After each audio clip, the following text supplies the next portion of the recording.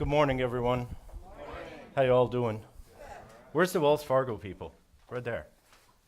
So I tell people that I started my career in the Inland Empire in San Bernardino, but you don't know the story behind it. So when I was finishing my undergrad, I worked for Wells Fargo. I started as a teller at the window, taking deposits, cashing checks, all that fun stuff. And when I graduated, they told me, congratulations, now that you have your bachelor's degree, we're going to make you a manager. I was like, haha, now we're talking. And you're going to be getting $36,000 a year. It's like, yes! I just dated myself, didn't I? But they said, we're going to have to transfer you.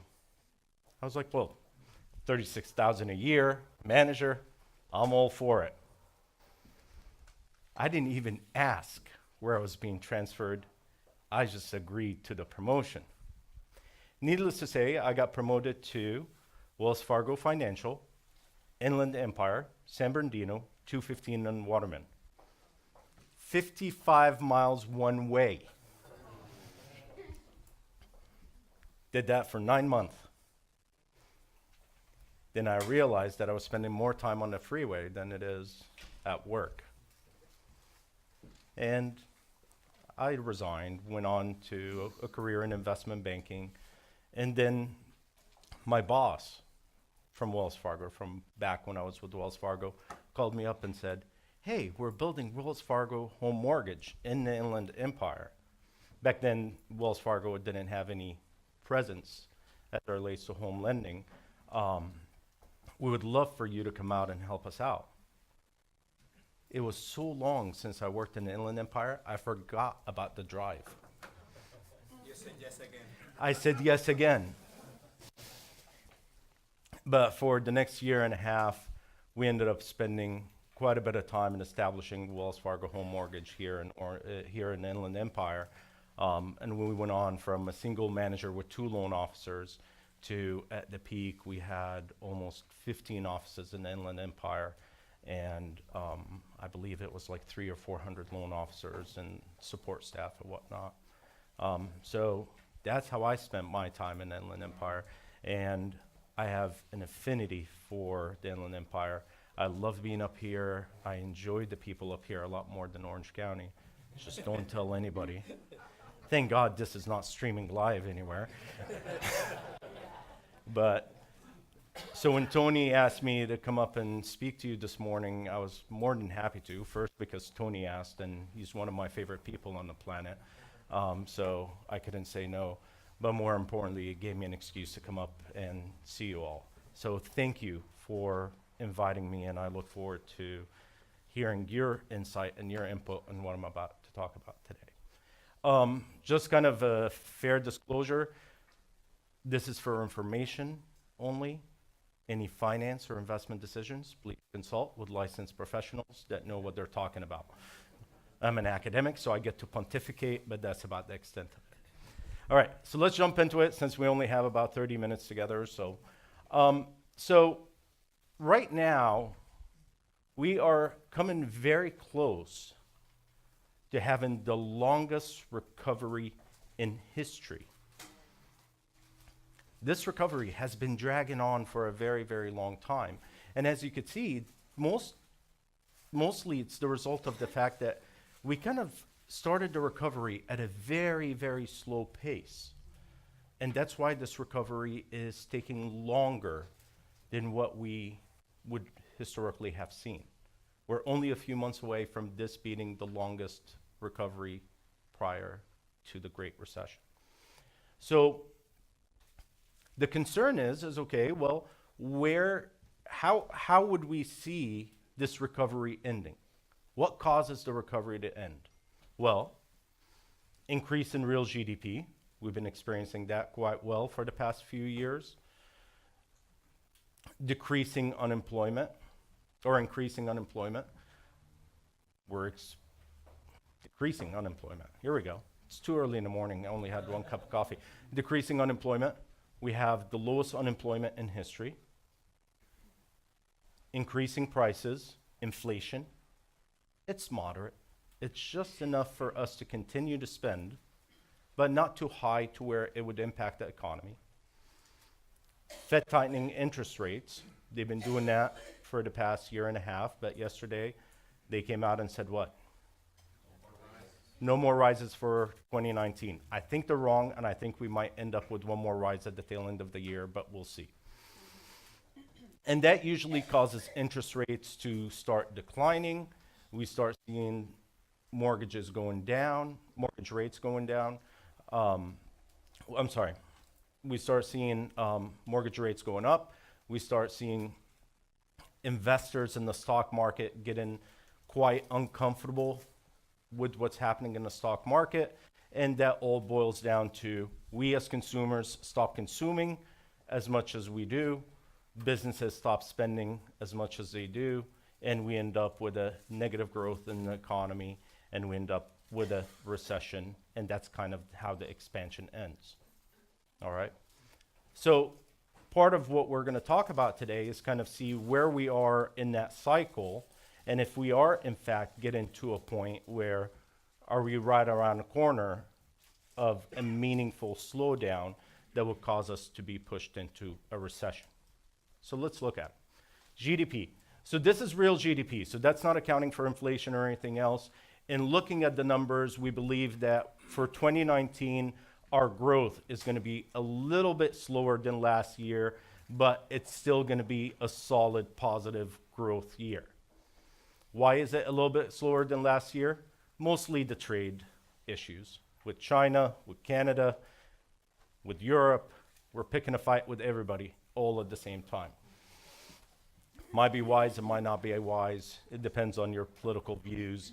I've heard both sides of the story, and I agree with both sides of the story because both sides make good arguments as it relates to that. In 2020, though, we're going to see the slowdown increasing, and we might end up with around a 2% real GDP. So 2019, 2020, we'll see kind of a retreat in the growth numbers. We're still going to have positive growth, but we're going to see a retreat in the growth numbers. Where is it going to come from? One, us, consumers, continuing to spend. 70% of US GDP is consumers spending. So that's going to be a positive. That's where it's going to fuel the growth. Private investors, investments, as in businesses, that's going to stay flat. They're not going to increase their spending, but they're not going to reduce their spending. It's just going to stay flat. So it's not going to have an impact on GDP at all. Government spending, it's definitely going to go up.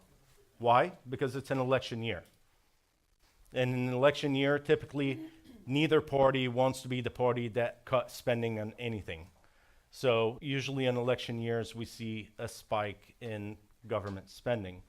Now, that has a big old asterisk next to it, depending on how Trump and Pelosi kind of get along. Because right now, apparently they don't like each other. I don't know why. But yeah, net exports is going to be down. And the reason for that is one part of it is the trade war. But more importantly is that we're just importing, we continue to import significantly more than what we're exporting. And with the trade wars that we're picking all over the world, that's going to have a negative impact. So where the growth is going to come from, it's us spending and the government spending. Now, if there's any retreat in that, then of course we're going to see the slowdown happening at a much faster pace. All right? Inflation. Inflation has been under control really well for the past number of years, and we believe that that's going to continue to be the case. There isn't enough pressure for prices to go up at an unreasonable level. We're spending, but we're not spending as much. Wages are growing, but they're not growing as much.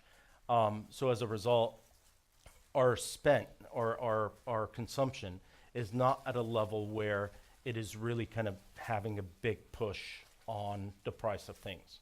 So we see inflation going up to about 2.25 by 2020, but it's still within a comfortable range. Well, why do we have inflation? Why do we care to have inflation? Well, because having inflation is what causes what? The consumer spending.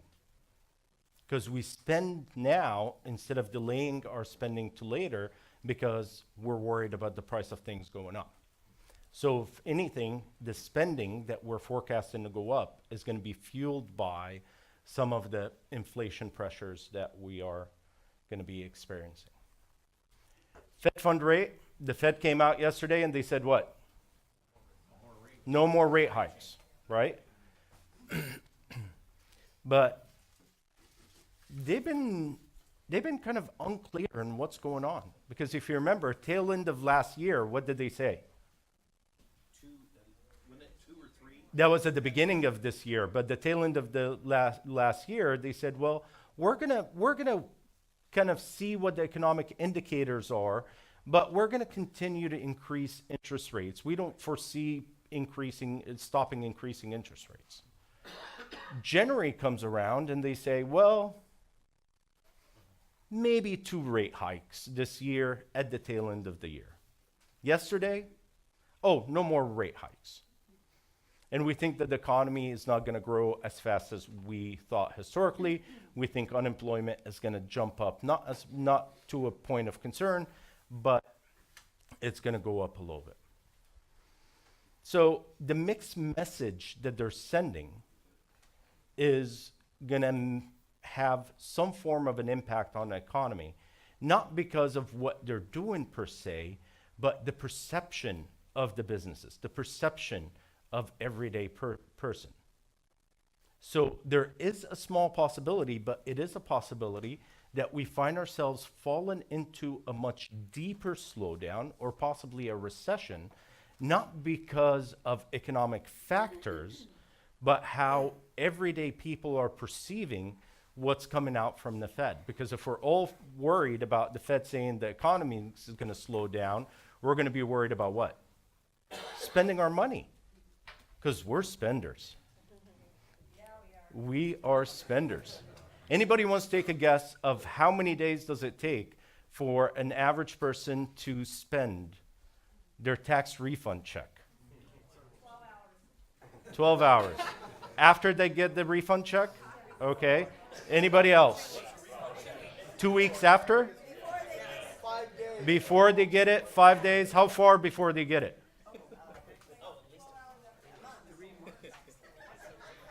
Within 2 days of finding out what their tax refund is going to be. 2 days after they find out what their tax refund is going to be. It's not even waiting until the money's in the bank. It's like, hey, the money's going to be coming in a few weeks, spend it now. So the reality is that that's good because 70% of our economy is fueled by consumer. Well, I wouldn't refer to us as crazy people, but if you say so. So the reality is that you start getting worried about your job, about the economy, how your business is doing, how many homes you're selling, how many transactions you're completing, and you're going to watch your spending. And if people start watching their spending because of the concern over what the Fed is saying, we're going to see that slowdown happening much, much faster. So far, increasing GDP, check. Decreasing unemployment, check. Increasing prices, no, because inflation is exactly where we need it to be. And Fed tightening, check. So out of the 4 drivers, we got 3 of them. So let's look at interest rates. So here we go. So this is interest rates in November of last year. And it's what you expect. On the short end, borrowing for 1 month or so, these are Fed rates, low. If you're going to borrow for a longer term, the interest rates go up. And then the Fed said what? We're going to do kind of a wait and see. Look at what's happening in the economy, and we're going to decide how many more rate hikes we're going to do. And literally, this is what happens. The nice, sweet kind of yield curve that typically goes from short to long, from low rate to high rate, ends up sagging in the middle and flattening altogether. Why? Well, because think about it. If you think that interest rates are going to start going down, do you want to lock in your interest rates that you're getting right now for the long run or the short run? The short run. So what happened is that investors started selling the 1 month, the 2 months, the short end of the yield curve, and started locking in the rates by buying the 10-year, the 20-year, and the 30-year treasury. So the relationship between interest rates and the price of the bonds are inverse.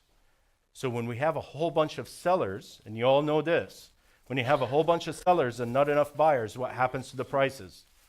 It goes down, right? So the prices of the short end goes down. What happens to the interest rates? They go up. And that's exactly, I was going to do this, and then I realized I'm going to blind myself in front of you. And that's exactly, that's what happens when I wake up in the morning too early. We see that the yield curve on the short end starts going up. Interest rates start going up. Why? Because a whole bunch of investors are selling in that short end. And where are they buying? They're buying on the other side. So we see that going up. But all in all, we see a retreat. We see that all the rates kind of pull back. Well, why are they pulling back? Because if everybody thinks that the Fed is going to slow down rates increasing, then that means that the economy is going to slow down. If the economy is going to slow down, that means that investing in the stock market is not going to do as well. And a whole bunch of money moved out of the stock market into the bond market, bringing the rates down. And you started seeing that in the mortgage rates. Around that time, you started seeing that the mortgage rates started what?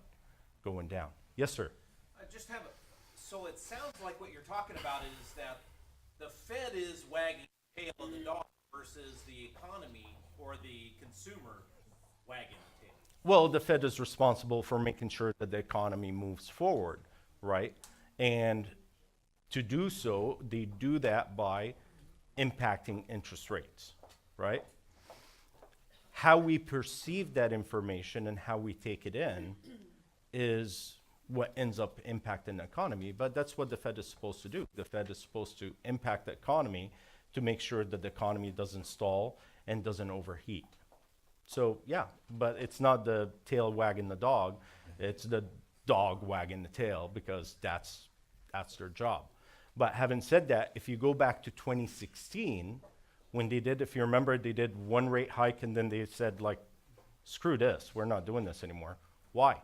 They tried to increase interest rates, but what was happening in interest rates all over the world? They were negative or zero.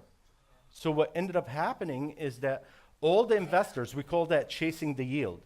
All the investors globally are saying, well, we could buy Portugal bonds, make 50% return, but odds also of getting any of that money is almost zero.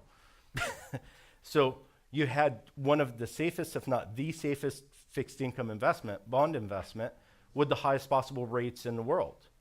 So what happened is you had a whole bunch of investors from overseas come into the bond market here in the US. And if you have excess demand, what happens to the price?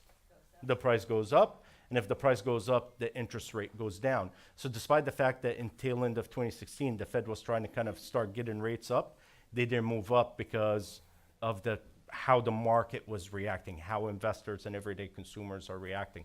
So it's not that the Fed is just simply, magic wand and everything happens. They try to influence the market, but it's our behavior as investors, as consumers, is what dictates how much of their policy change impacts the economy. Does that kind of answer your question? Yeah? Okay, great. So fast forward to early March, the Fed say, okay, maybe 2 rate hikes. And you end up with the rates going up just a tad bit. Why? Well, because the Fed was very bullish on the market for the most part, very bullish on the economy, their GDP forecast and everything else was very bullish.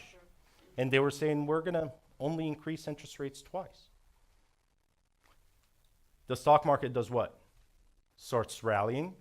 Investors start taking money from the bond market and going to the stock market. And that's why in February and March, we had a decent move in the market, in the stock market.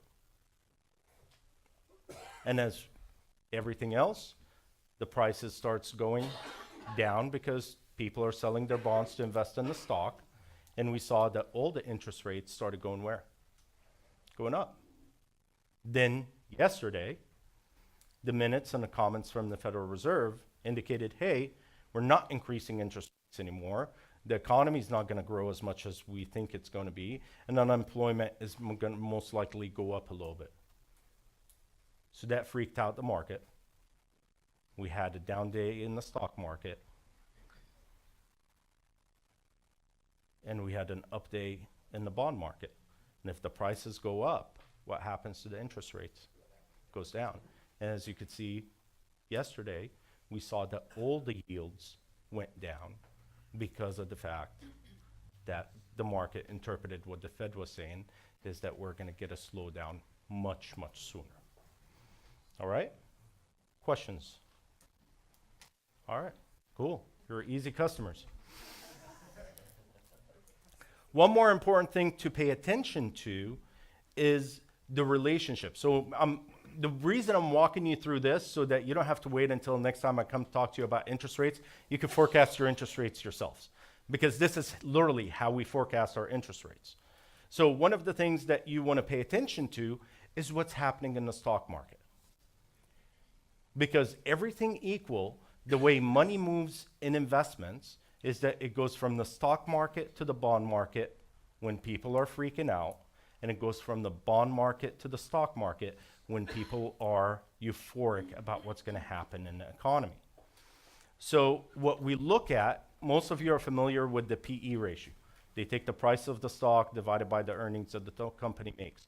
We look at the other one, the opposite. We look at the earnings to price. Why? Because it tells us what kind of earnings being generated for the price that you're paying for the stock. So when the price goes down, the earnings to price goes up, and vice versa. And you'll notice that there's kind of a mirroring situation here. When the earnings to price goes up, it's because prices are going down. And if prices are going down in the stock market, most likely the money is leaving the stock market and going where? To the bond market. And when it goes to the bond market, the prices go up and the price goes down. So when you earnings to price going up, you see that the yields are going down because the money's moving into the bond market. So even if the Fed is not doing anything for interest rates, just looking at what's happening in the stock market, good days in the stock market means higher yields on the interest rates. Bad days in the stock market means lower yields or rates on the bond market. So that's how kind of you look at the dynamics. You look at how we behave, how the Fed is impacting interest rates, what's the interest rate environment in the rest of the world, and the relationship between what's happening between the stock market and the bond market, right? So that gets us to our forecast. And this is our forecast by the tail end of 2020. Now, right now, the 10-year Treasury is around 2.5. I personally believe that we'll end up at the 3% line, if you will, sometime in 2020. Why is that? Well, because the economy is still doing well. The Fed is not saying that the economy is going to go into negative growth. They're just saying we're not going to grow as fast as we originally anticipated. Unemployment is still at an all-time low. Inflation is under control. So all the indications is that before the end of this recovery cycle is over, most likely we're going to get at least a couple of rate hikes. And if we get a couple of rate hikes, that pushes our 10-year Treasury to 3%. On the 30-year mortgage, given the historical relationship between the treasuries and mortgage-backed securities and mortgage rates, we could see mortgage rates as high as 4.8 to 5.2, again, depending on how the bond market moves and mortgage-backed securities move. But don't be surprised if you find that mortgage rates start kind of climbing up at the tail end of this year, the beginning of next year, to that 4-8% range. All right? Cool. All right. So, risk to our forecast. Things that could happen that would make our forecast kind of needing a revisit. One is the trade war with China. We end up with a trade deal, which I believe we end up with, because next year is a election year. And if our current president wants to have a successful cycle, then he can't go into an election year with no wall, no resolution to North and South Korea, and no trade deal with China. Which one of those three is easier to get done? The trade deal, not the wall, not with Pelosi. So the reality of the matter is that he is motivated, rhetoric aside and tweets aside and all that, he's motivated to get a trade deal done. If we get a trade deal done, you're going to see the stock market go up, you're going to see GDP go up beyond what the Fed is anticipating, we're going to see consumers going back to consuming more because we like the cheaper products. And that would cause the Fed to revisit the idea of no rate hikes this year. Why? Because the Fed prefers not to touch interest rates during an election year. So if they start seeing that the economy is going back to its pace as a result of the resolution to the trade war with China, odds are they're going to give us one more rate hike at the tail end of this year, maybe another one at the beginning of 2020, so that way they could leave interest rates alone for the election year. Okay. The next thing is Europe. You may or may not know this, but we are at a trade war with Europe as well. And again, it depends on whether we have a resolution to that or not, is going to impact how the economy is going to do. We want to see what the impact of Brexit is going to be on the EU, and there's a potential actually that we increase our trade with Britain and the European Union as a result of the Brexit. But this is kind of murky water at this point in time. Your guess is as good as mine as what's going to happen. Because even the British politicians, you ask them and they tell you they don't know what's going to happen. The European politicians, the EU politicians, they tell you they don't know what's going to happen. So if the people that are involved don't know what's going to happen, you know, I could bring out my crystal ball, but it's broken, so it's in the shop getting fixed. So until then, we're just going to say murky water on Europe. Oil prices. Oil prices are at an all-time low. It's continuing to be at an all-time low, mostly driven by the fact that the US dollar has been getting stronger. There is a huge demand for the US dollar. Why? Well, remember those foreign investors that are coming into the markets here in the US? Well, guess what they have to do in order for them to invest here in the US? They got to take their currency, buy the US dollar in order for them to invest it here, adding the pressure on the US dollar going up.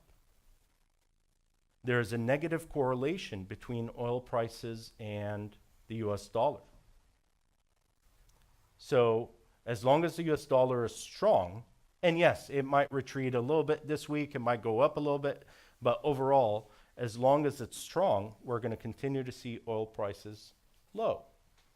Now, let's assume that a trade deal gets in place, gets done. China's going to go back to manufacturing a lot, exporting to the US, higher demand on oil, pushing oil prices up. And if that pushes oil prices up, we're going to see the dollar weakening. It means that we're able to export more because our products are reasonably cheaper than before, and that might accelerate GDP again. And as a result, we could see the Fed changing interest rates before the election. How businesses spend their tax savings is going to be a huge impact.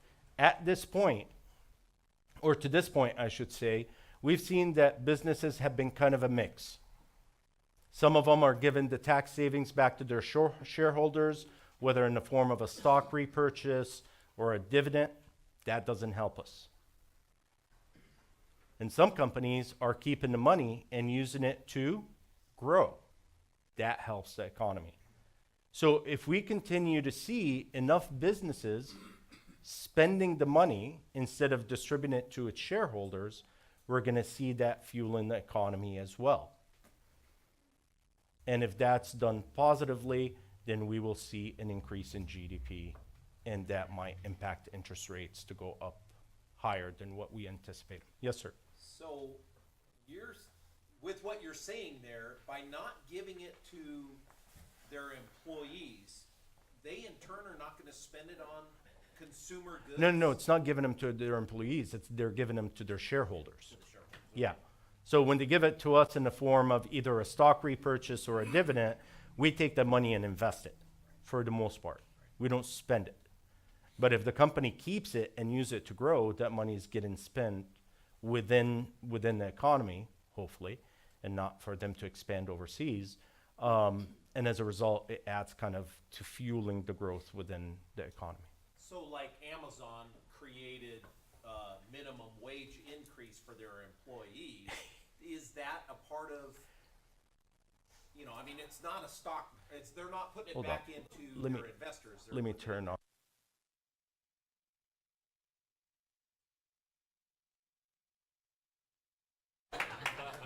Let me tell you why. They increased minimum wage to what? 15. But what they forgot to mention to everybody is that, by the way, we're taking a whole bunch of benefits that we used to give to our employees. So that's robbing Peter to pay Peter. Not even pay Paul. It's robbing Peter to pay Peter. They're just taking it from one bucket and putting it into the other.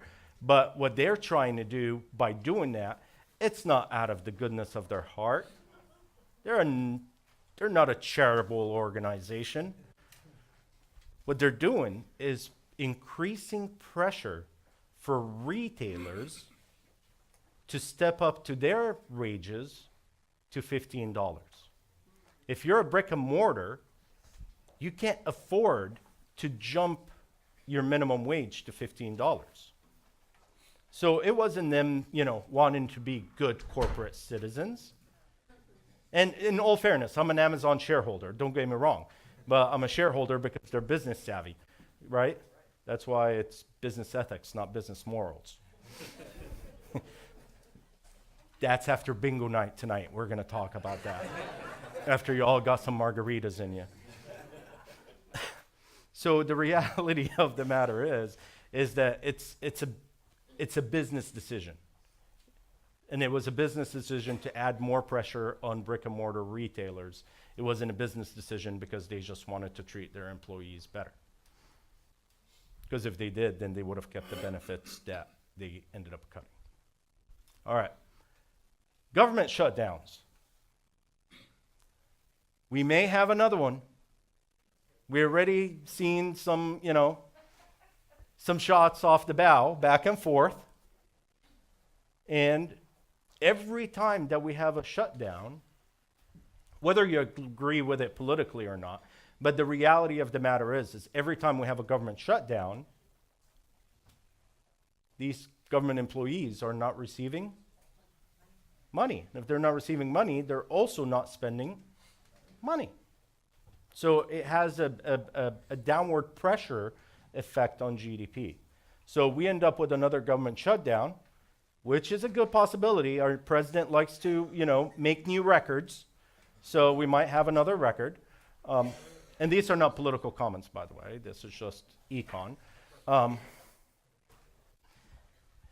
So if we end up with another shutdown, that could have a damping effect on GDP. All right? And lastly, inflation. So far, inflation has been in check.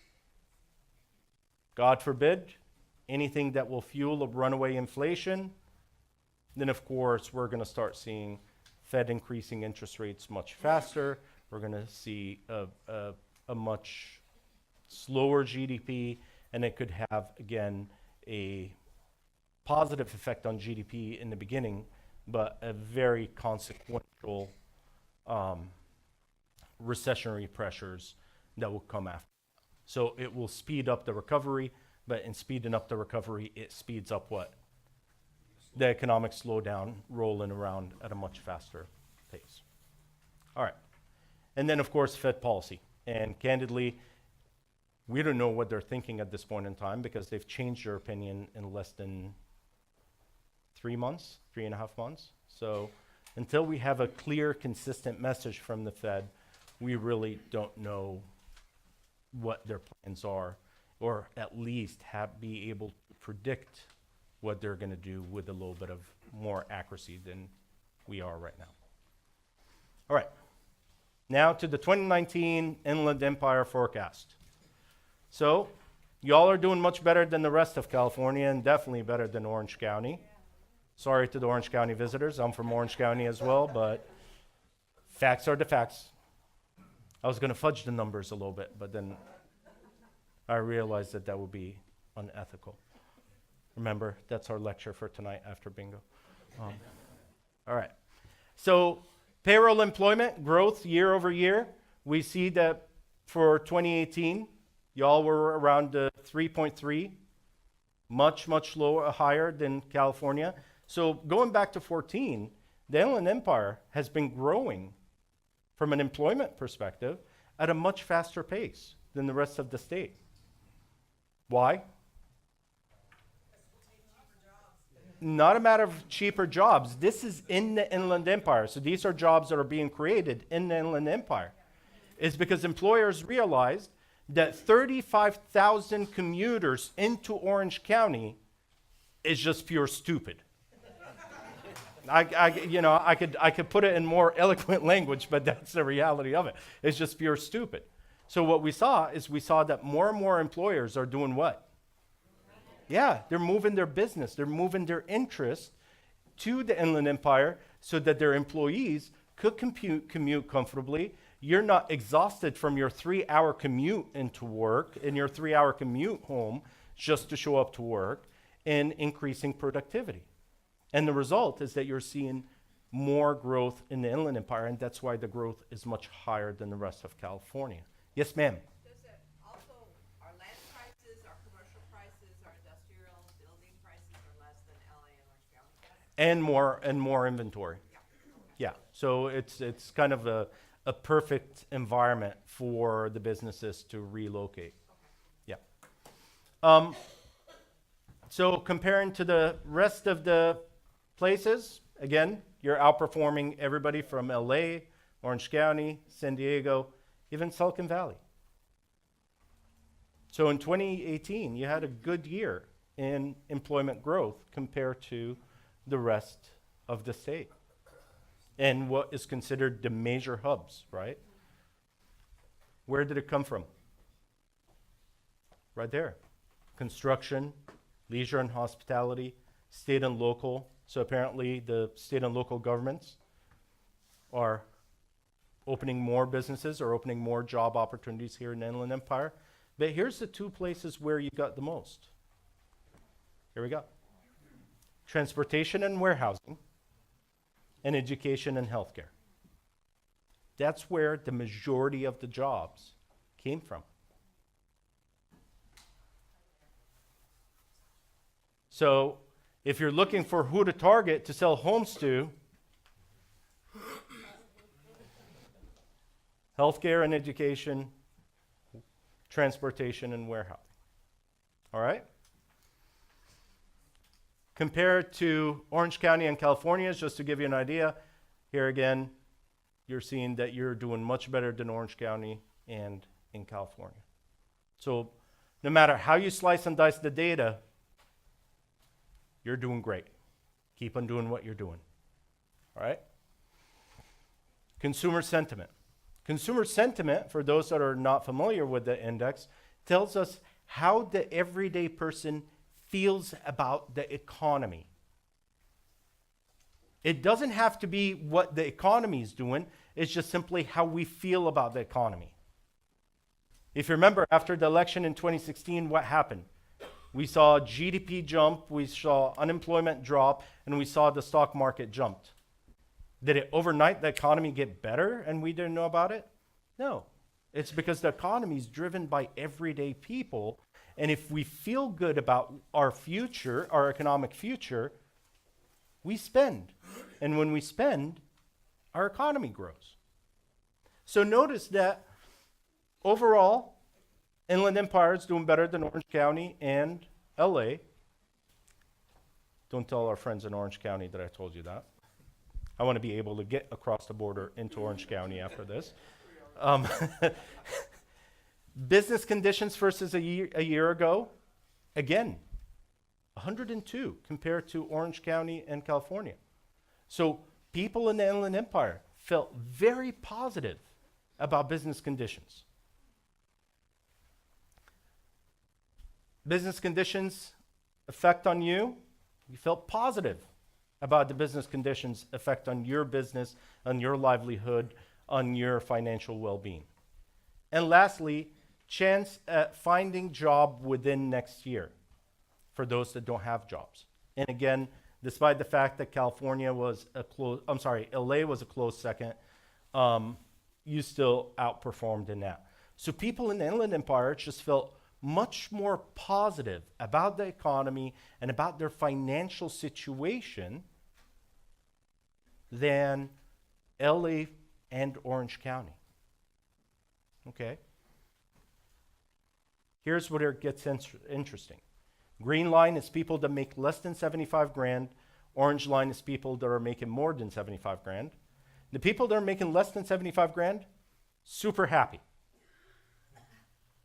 Their confidence in the economy is positive and moving upward or at least flat. Now, people that are making over 75 grand, notice that what's happening. It's kind of declining. It's still positive and it's real high, but it's retreating. They're becoming more and more less optimistic about the future. So if you're wondering who's buying what, the people that are buying over 75, that are making over 75 grand, they're buying the big ticket items, maybe more discretionary income to spend or whatnot, and they're becoming pessimistic. So that's the downward pressure on the economy. While the people that are making less than 75 is much higher. And you see that for the most part, it's similar to Orange County. So from an income perspective, it seems like people that are making over 75 grand, whether in Inland Empire or Orange County, their motivation is a little bit dampened, if you will, compared to people that are making 75 or less. Right? So existing home sales, single family condos, we see that from 17 to 18, that dropped about 4.3%. I'm assuming that you all kind of felt that a little bit. And our forecast is that we're going to see another drop in 2018, 2019, but not as drastic. It'll probably drop by about around 1.7% based on our models. All right. Housing permits, we think that they're going to be flat compared to 2018. So just about 14.4 to 14.1. It translates to about a negative 2%. So less homes are going to get built. At least that's where we see the numbers right now. Why? Well, let's look at the population. We see that the population has been growing quite a bit in Riverside and San Bernardino. And in fact, Riverside kind of jumped over San Bernardino somewhere around the 2009 window, and it's been growing at the same pace. So we're forecasting between tail end of 17 and 25 that we're going to go from about 2.4 million to 2.7 million in Riverside, in San Bernardino 2.2 to 2.4. So that's the population growth. Well, how about how many people live in the households? San Bernardino, you have a little bit higher people living in a single household compared to Riverside, but if you average it out, it's about 3 people, mom and dad and a kid that came home from college and doesn't want to look for a job. Tell you, those millennials are killing us. All right? So when we take the math into consideration, when we take the math of how much the population is going to grow by, how many people live in per household, it tells us pretty much how many more homes we need to add. And when we take that into consideration, how many homes we need to add, it translates to 2019, about 14.1 thousand units, and on average, between 19 and 2025, about 13.8 thousand. Why not more? Well, because your population is not going to grow more to accommodate demand for those extra homes. Okay? Housing affordability index. You guys are more affordable than California and Orange County. That's not news to you. But what is concerning to me is that y'all are catching up with Orange County and California. You're still affordable. You're about 104%. In other words, the median income compared to how much they would need to spend to get a mortgage is around 100%. So they could afford it just on the dot now with a little bit of 4% extra.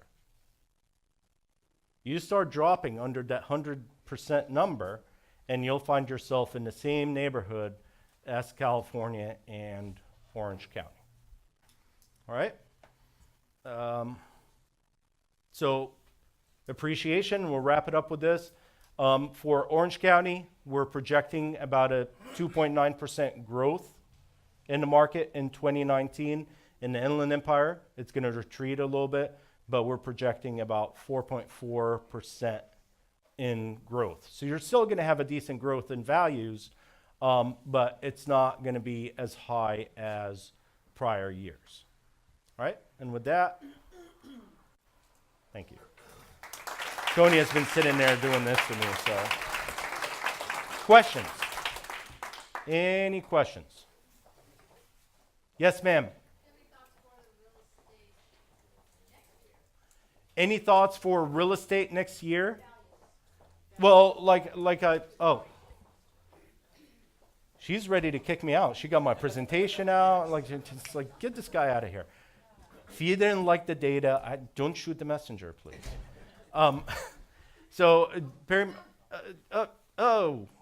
Here we go. See if we can get there real fast. Bam, bam, bam, bam, bam, bam, bam. Here we go. So 4.4% growth in 2019 is what our models are telling us right now for the Inland Empire. But that's for total Inland Empire. Some areas are going to experience more appreciation than that. Some areas are going to experience a lower appreciation than that. That's 2019 forecast. Oh, 2019 is here. Sorry. Let's leave it at that. She's worried about her land sale. I'm still March 2019. You're asking me about 2020. We haven't looked at 2020 yet, simply because of the fact that there's just too many factors that are still in flux that anything that I tell you today would most likely be about 90% BS. To be totally honest. I saw one more hand. Yes, sir. Talk about where you feel the population exiting California is. A lot. Well, you know, after a long day at work, when you get home around 2 or 3 o'clock in the morning, if you're bored, go on the U-Haul website and just look at what are the rates for U-Haul leaving California versus coming back to California. It costs $1,100 for a U-Haul from here to Texas. It costs $81 for a U-Haul from Texas to California. Rest my case. But seriously, it is the most awesome exercise, especially if you had, like, after bingo tonight, a couple of margaritas in you, you go home, you're too antsy to go into bed, you know, get on the U-Haul website, start kind of checking out rates, and that will tell you, because listen, the bigger the spread, the bigger the difference between the rate going from California to somewhere else and from somewhere else to go back, the bigger that spread.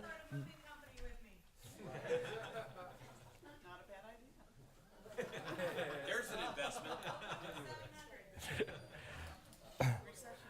I'm a faculty member, so I don't make that much money to be able to invest in anything. And I have a 7-year-old at home, so here goes all of my discretionary income. Yes, sir. This is just an observation of mine that I've always been curious of, and I'd like your opinion on. We're one of the only countries on the planet where foreign investors can come in here and buy our real estate, buy our commercial buildings, buy our businesses, and yet we can't do the same thing in these other countries. What's your thoughts on that? Well, I wouldn't say we're shooting ourselves in the foot, because I want you to imagine something for me. I want you to calm your body and close your eyes. No, just kidding. Think of what would have happened to the real estate market had we not had Canadian investors buying in Palm Springs. Now, Palm Springs is a territory of Canada, but aside from that, go out there in the winter. There's a whole bunch of them out there. But the reality of the matter is, if you didn't have the foreign investors during the recovery period, this recovery would have been a much, much slower recovery, especially in the real estate business. So we like people to give us money in order for us to grow our companies. Y'all, if you had any foreign investor do a transaction with you, you made money off of that transaction. You turned around and spent that money into our economy. The seller that sold the home, probably a U.S. seller, took the money from the transaction, so in other words, took the foreign money and was able to either spend it on something else or invest it in something else. So I personally believe, but you gotta remember, I have to disclose this, I'm a old school Republican free market crazy dude. So the reality of the matter is that people want to give us their money in order for us to grow our economy and our businesses and put food on the table. We're lucky that our government doesn't say, hey, sorry, you can't bring that money in. Yeah, I guess I look at it a different way. You can't even go down to Mexico and buy a property fee simple, but yet they can come here and buy, anybody can come here and buy whatever they want. They also get citizenship too when they do that. You can buy your citizenship pretty much. Well, we found a Sounds solution like to a the border. discussion for another time. That's my cue. Thank you all. You've been wonderful. Thank you.